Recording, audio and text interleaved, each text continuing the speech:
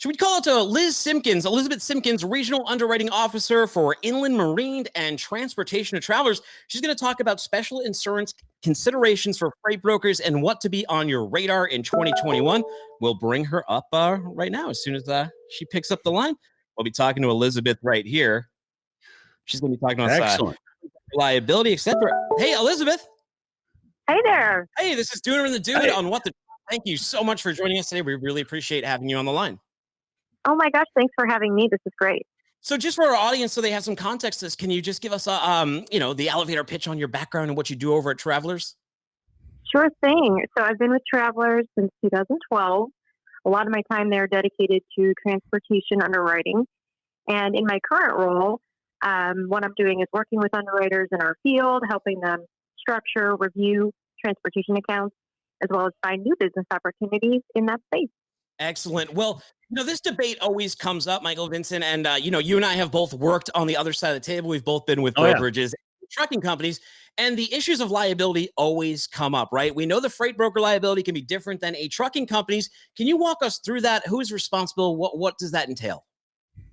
Yes, absolutely. So freight brokers really work to pair up companies that need to ship goods with those motor truck carriers that transport them. And because freight brokers are not subject to CARMAC, like a trucking company would be, they're going to be held to a different standard of liability. Acting as that intermediary really between the shipper and the carrier, they still face the risk of a third-party claim.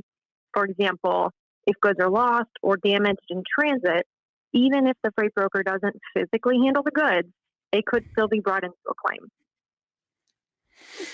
Yeah, So, that's been my experience.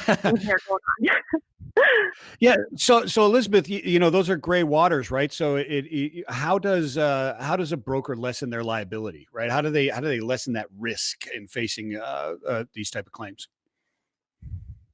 Right. So good things to think about here. We've got a couple things that we suggest to kind of help protect them from those claims. Firstly, know what you're signing. Thoroughly reviewing the contract details, additional paperwork, including bills of lading, really making sure that you're not being described as the motor carrier.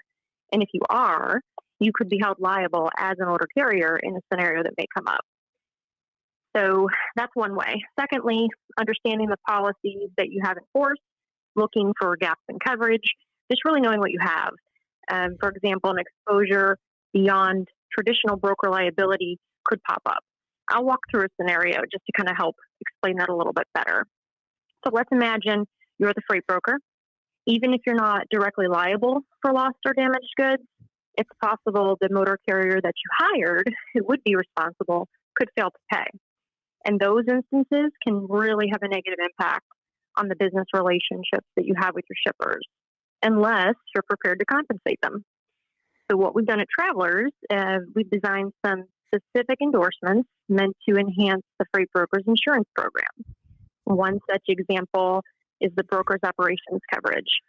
This is meant to kick in only when the motor carrier can't pay for that loss that they're liable for, as I described just a bit ago.